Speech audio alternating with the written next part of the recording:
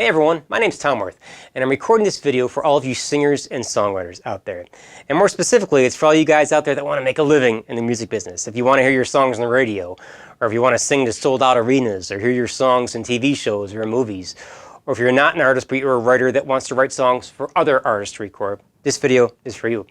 Because I was once in your shoes. I spent over 10-12 years as a struggling singer-songwriter.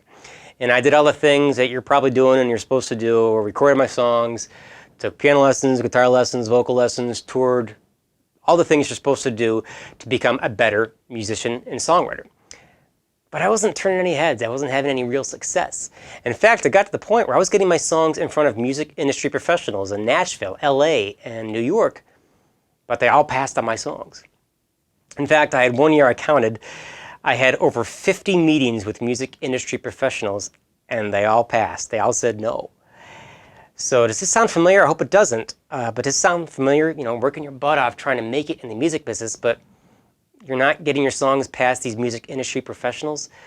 Well, if so, I have good news and I have bad news. The good news is I figured out why the majority of the music industry professionals were saying no to me. And the way I figured out was I asked them. I became friends with a lot of them, and I would ask them, what am I doing wrong? And they would teach me.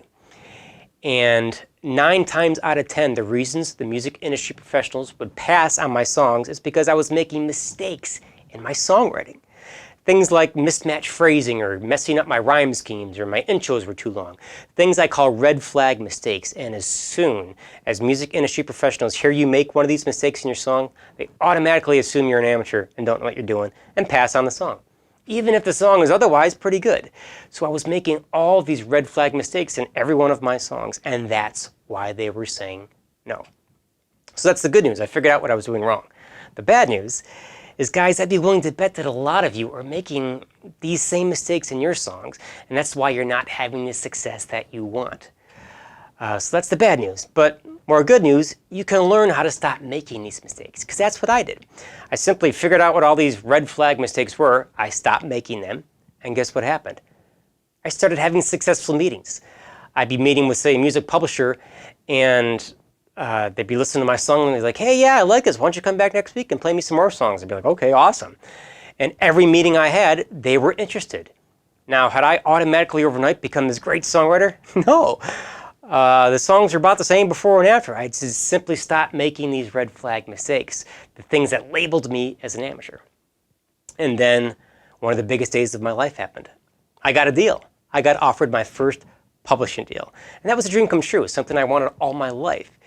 And the main thing that I changed to get this deal was I simply stopped making those red flag mistakes. So here's the good news, guys.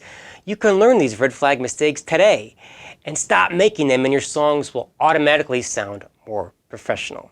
But it's the second thing that changed my career that I want to tell you about. Okay, so now I had a publishing deal, and I was a professional songwriter, and one of the added benefits of that is you get to write with other professional songwriters. So every day I get to write with hit songwriters, guys and girls that have written songs of the year, #1 songs in the charts. And it's awesome because I get to learn a lot from these writers. And what I learned initially really surprised me, and it may surprise you, and it's that I'd say over 90% of professional songwriters use the same process to write songs, especially when co-writing. And it wasn't the songwriting process that I was using. So what did I do?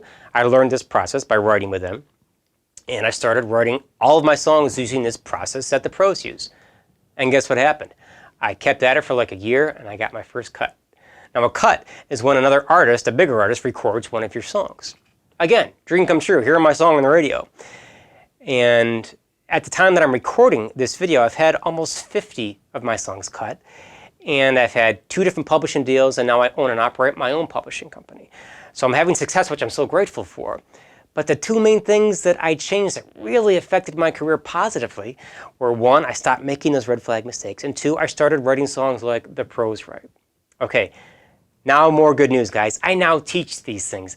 I can teach you how to write like the pros. I can teach you how to avoid making these mistakes that label you as a rookie. What I did is I recorded a video course called the Basics of Pro Songwriting. What that is, it's over 6 hours of video courses of me teaching you all the basics of pro songwriting, how I write songs, how my colleagues write songs, and teaching you all the things to avoid in your songs that are going to label you as a rookie.